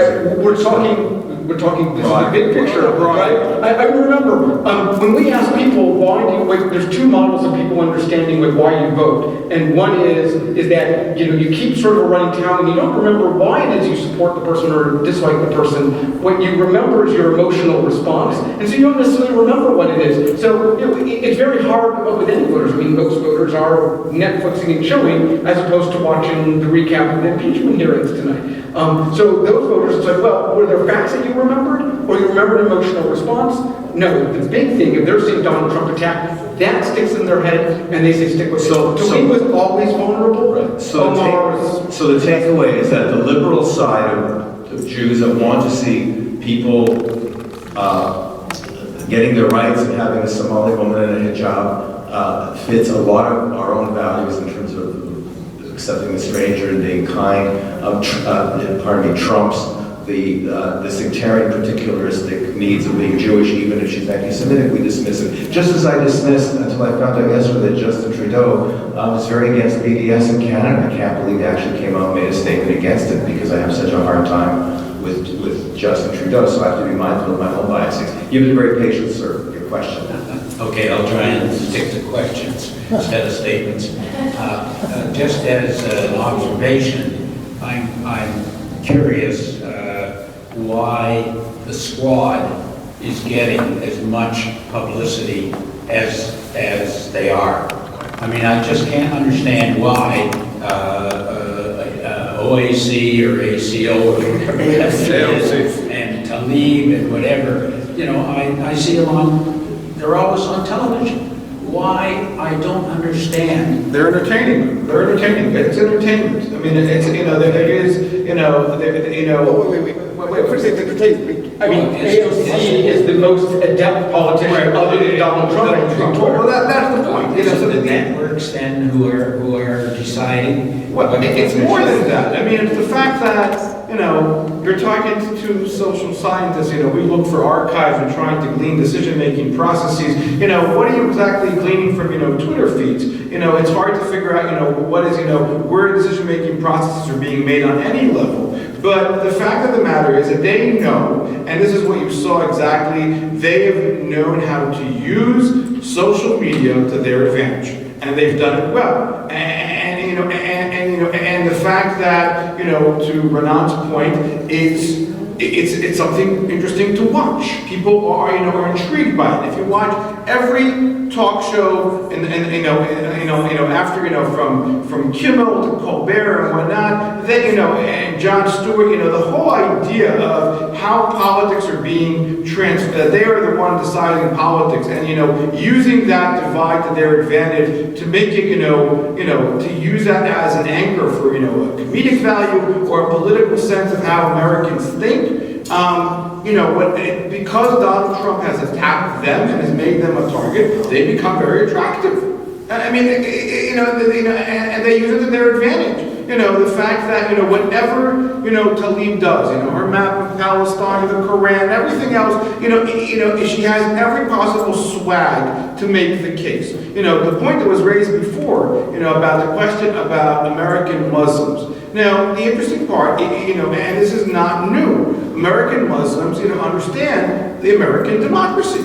If you talk about people like in Keith Ellison's district, and if you talk about, where individuals have won, talking about third and fourth generation American Muslims who are going to law school and are going to become aides for state officials. And by the way, there's a trajectory within this regard, because the majority of their knowledge of American politics starts on North American college campuses. And so they know how to do what they're doing. Now, the whole other conversation regarding people who support, Farrakhan and the growth of, supporting anti-Semitism values within the black Muslim, population. But, this is part of the beauty of the American democracy. And, people are looking how to, lobby on these issues and how to make this, what works for them. And it was lessons absorbed by the Jewish community. By the Jewish community, right, for many years. Right? I mean, America has a bipartisan approach to talking about Israel because Jews absorbed or wrote the book literally on how to lobby Congress. Right, how to lobby, exactly. So just want to do a time check. It's 20 after 9 and we have another few minutes. I'm wondering, we have another couple of questions. Did either one of you or both of you want to make one kind of concluding summative statement that if we leave tonight, we'll remember? Why don't we collect the last questions, and then we can either try to ignore them and say what we want to say. Okay. Fair enough. That wasn't my main question, but anyway. So we hit me with your main question. Basically, there was a statement about the rabbi who said that they didn't want to talk in shul about the Israeli-Palestinian issue because it was too controversial. Diane Biederman here writes a blog, and I was reading the other day that she went to a service. In my prejudice, I'm a Reformed Jew, but I suspect it was a Reformed synagogue, and the rabbi on Rosh Hashanah or Yom Kippur talked about the climate emergency. And she just said, is this what's happening in our synagogues? That we're talking about climate emergencies? And just further to that, I would like your opinion. The non-Orthodox community in America, as I see it, I hear, and we all know about this Tikkun Olam, and it's not Jewish, it's Tikkun Olam, which as far as I'm concerned is crap. Jewish Tikkun Olam. Should I be insulted by that? Pardon me? Should I take offense at that? Should I take offense at that comment? Should you take offense? I mean, if I feel very strongly about Tikkun Olam, should I take offense at your denigration of my beliefs? No, what I'm saying is that Tikkun Olam is related to Judaism in terms of Tikkun Olam. It's a Hebrew word. Okay? So, But I think what Renata is saying, and I think he understands your question, is that even when we ask a question, we're not always mindful of how the way in which we're asking it be dismissive of something that is important. He hasn't asked a question. I mean, I'd love to answer your question, but you haven't asked a question. yeah, okay. No, well, it's a question of the effect of the non-Orthodox religious elements, especially Reform, okay? What's the question? Basically, not being supportive of Israel and the importance of Israel. And in regard to that, just along the way, there is J Street. And mixed into all this. We're still waiting for a question. Sir, I think I'm going to have to ask you to stop. I think I understand what you're saying, but I think if we remember what John Stuart Mill said, we better understand our own argument when we understand what others are thinking. Okay. And so I think maybe Well taken. that might be a segue into either a response or We not have response. other questions I'd love to hear. Okay, thank you, Daniel. I'll power through this. I mean, I'll just, I'm 28, born 1991, so Nobody's perfect. I know. But there was a point where I was saying, like, we're talking about the dramatic change between 2008 and 2018, and I'm sitting there thinking, was I the only one alive during those years? Because maybe it's because I grew up in maybe a political estuary where I was the generation that sometimes things were banned when I was young, and they're banned a year younger, or taken away after, or I got 2 years. So I saw I was at the universities when it was coming up. I first learned about safe space. I was like, what is this? But do you guys, I mean, to me it's pretty obvious, but do you draw a distinction, and do you think, or agree with me in the sense that this polarization in opinion is vastly due to the fact that the left that most of you know is dead.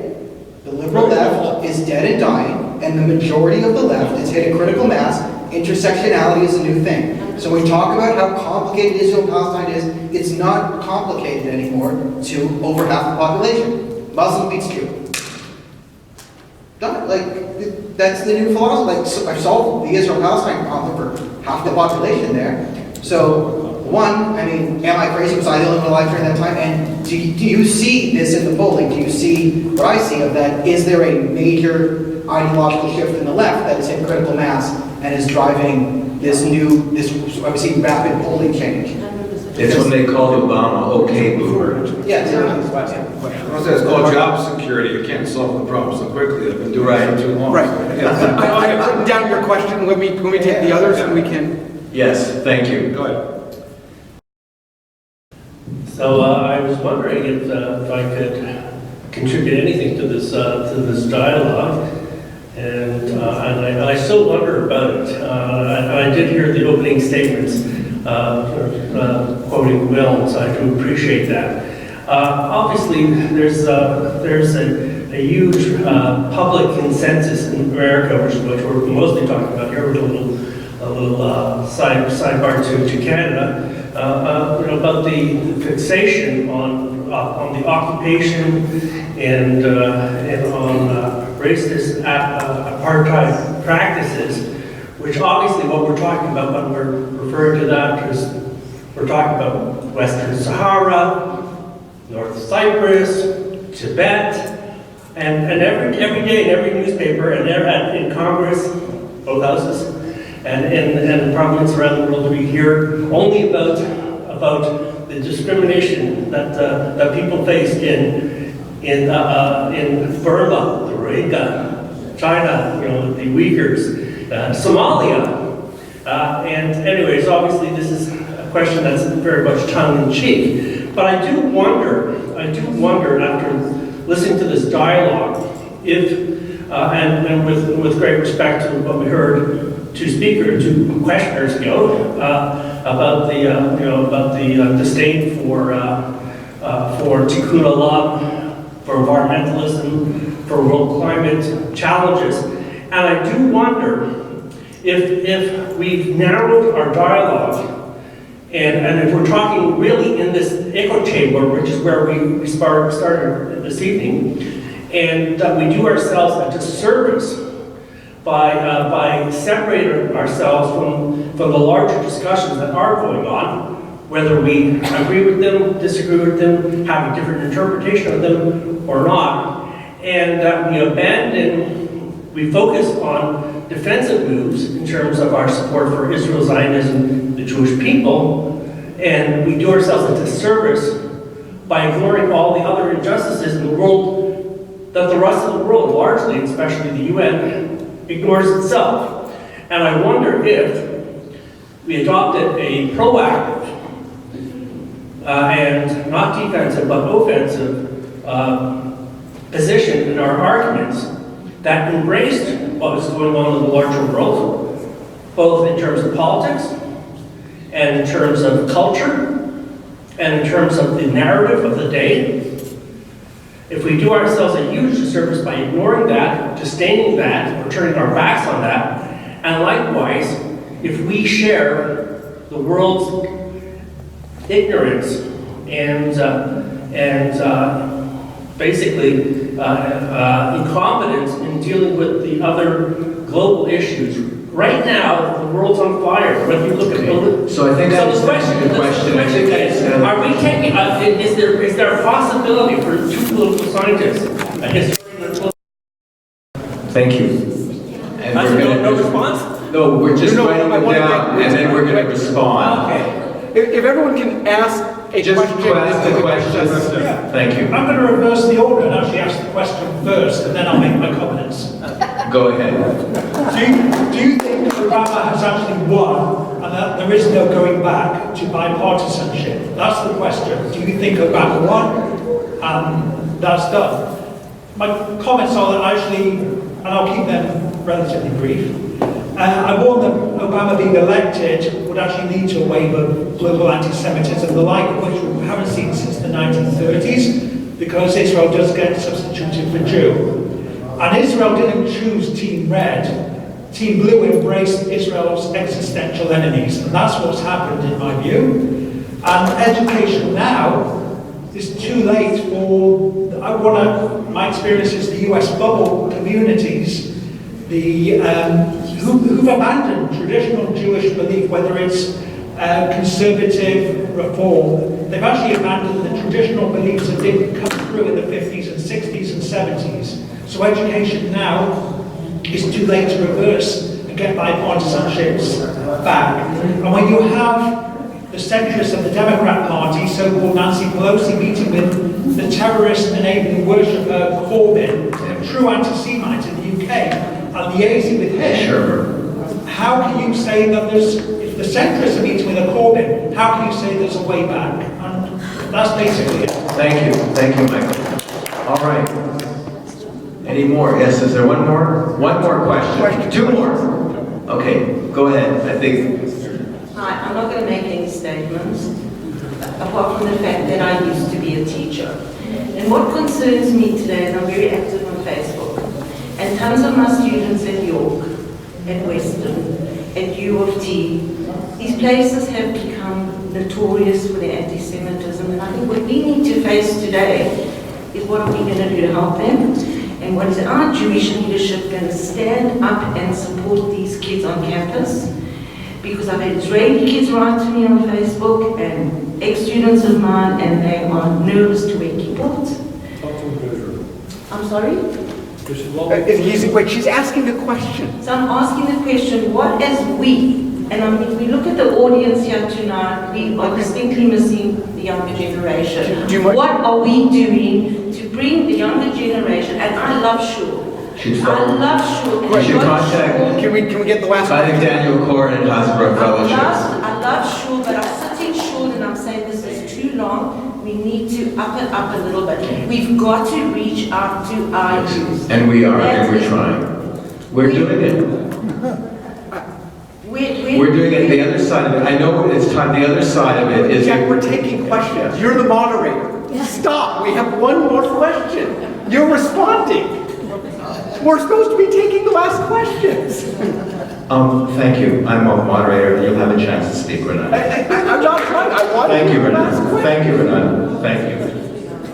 I just want to know, it's a great strategy to support both parties in the U.S. so that you're not left, you know, in limbo. But my question is, why then does the Republican Party so, you know, friendly to the Jews and so supportive of Israel if most Jews support the Democratic Party by that logic? Do you know what I mean? So at the risk of moderating, we have a number of questions, and if we keep taking questions, we won't get to any of them. So why don't we start answering some of them? Thank you. Want to start us off? Sure. Well, thank you all for the questions. I'll try to make some points related to what I've heard. The question that was asked about what are we doing? You know, part of what we all do, all the organizations that supported tonight, you know, and I'll speak for SPME, you know, and obviously, you know, my friend, you know, Daniel Cornaz-Barra and Andrea. I mean, part of the number one issue, and as a teacher, you know, I think that, you know, the number one issue is education. I think the part of what, you know, part of the problem that we're facing today, and at large, is what I see as a great deal of lack of education and apathy. People don't care, people don't know. And so we're trying at different levels to reach people. I mean, I'm trying to reach out to faculty, Daniel was trying to reach out to students, Andrea is trying to reach out to the community, you know, and so there's a level of trying to deal with the problem and trying to make people feel good and empowered about the issue. Israel, warts and all. I mean, it's not perfect, but we got to deal with the issue. And the problem is that Israel, unfortunately, in the space that I live and breathe in, being the academy, has become a litmus test for what it means to be a good, liberal individual. And Israel is perceived as a conservative value. And so there's a black and white narrative. What BDS has done successfully has made it into a black and white issue. Like my quote that I quoted, Sarsorin is making it an oppressor issue, and nobody wants to oppress anybody, so we have to be on the right side of history. And so part of that, and part of the challenge, you know, related to the question that was raised here before, and then tying into that, is that progressive values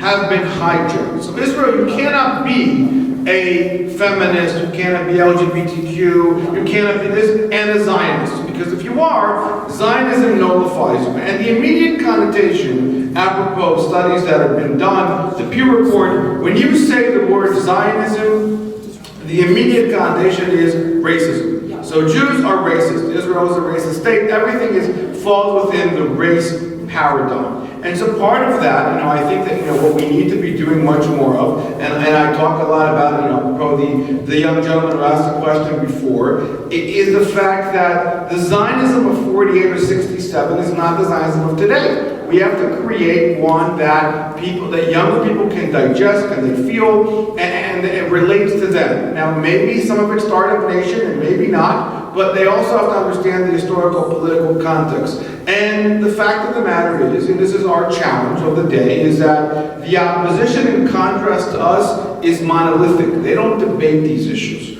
And so, you know, as I said, you know, we all know, got a Jewish community, got a variety of opinions, and so our lack of cohesiveness on this part is what's hurting us. There's a very active fifth column in the Jewish community, and that's what we need to kind of deal with.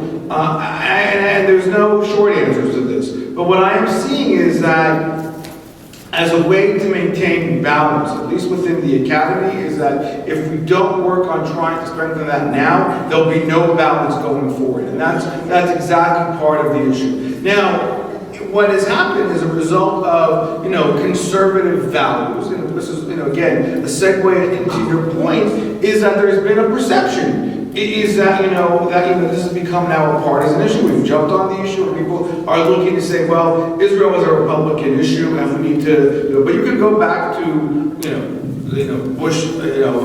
Bush Senior, and under, you know, even under Reagan, you know, where there were comments that were made that were not so favorable. I mean, you find, you know, agree or disagree. But what I do find within, the comment that was made about, you know, this is something that I have written about, and I think it is a concern. There is, you know, on the bigger level is a concern of the Corbynizing of the American left and the Democratic Party. I think, what you've seen in Europe, to my mind, what I've observed in Europe, that Europe should be an eye-opener for what could potentially happen in the Democratic Party. And, things are, so those are the kind of things, as far as looking at a mirror, we should be looking at to protect and safeguard those issues. So on that note, I'll end. Care to comment?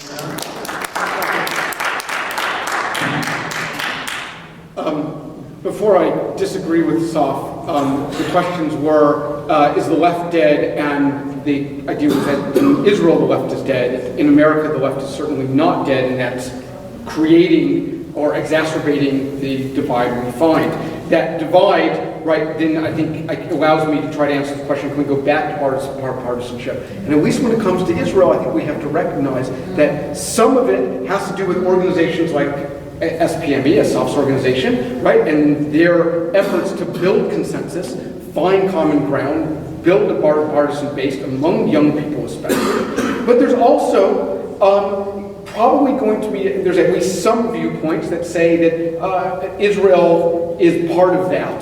And one way that Israel becomes less associated with sort of conservative values is if Israel gives the perception they're trying to progress. And there's other scholars that say, well, it doesn't really matter. But a path to bipartisanship is also a look at, well, what is going to happen post-Netanyahu? And what is going to happen post-Trump, whether that's in 1 year or in 5 years. What do we have? Do we have a sense where America begins to come together again, which in many ways happened after Watergate after a few years? Or is there a sense that, no, it just, the divide comes bigger and bigger? And I should note that if the divide continues to go as it currently is, the Republicans will start having a tremendous structural problem winning elections. Okay? That Texas, Georgia, Florida, if the demographic trends continue, urbanization, immigration, etc., if Republicans regularly lose 2 of those 3 states, that's it. They've lost the White House for a generation. Okay? And that's something that the pro-Israel camp, that if this partisan divide continues, the pro-Israel camp needs to be especially cognizant of. Okay? The leftist camp looking at Israel has to be very concerned that the leftists are dying out and young people in Israel are overwhelmingly right-wing and religious. So it's a very different direction. And it's a situation where the left may never win in Israel and the right may never win in the United States. And what is the implication if the pro-Israel side has that imbalance? The question was a great one on why does the GOP win? And part of that, and why they try to get the Jewish vote or the pro-Israel, part of it is the evangelical base cares about Israel in many ways more than the domestic Jewish electorate vote does, and of course the desire to win the Jewish vote. So it's not necessarily that we're not getting the vote, but we think we could get the vote. Campaign contributions may play a role. Values, of course, and ideology certainly plays a role. And I think I've got many that answered most of them. You said Team Blue embraced Israel's enemies. I think I reject that assumption, and we don't have time to discuss why I would reject this idea that Team Blue embraced Israel's enemies. Thank you. And on that note, I'd like to thank both our speakers. I want to especially give a great thank you to our well-informed and educated audience. Some of what we heard tonight may be disturbing. I don't want to say that don't confuse me with facts. My mind is made up. But you have to follow the data. And I think that both Renan and Asaf are making very powerful points. I think your last point, Renan, is very well spoken about where Israel is moving politically in terms of the next generation. It's moving more right. I'm not so sure about what is going on in the U.S. with respect to the left because I haven't studied it, and I'm going to look at the data more carefully. I think Asaf spoke very, not just movingly, but very deeply about the vast gulf of ignorance amongst the Jewish community itself. I still run into people who ask me, what is BDS? And they don't know what it is, and these are very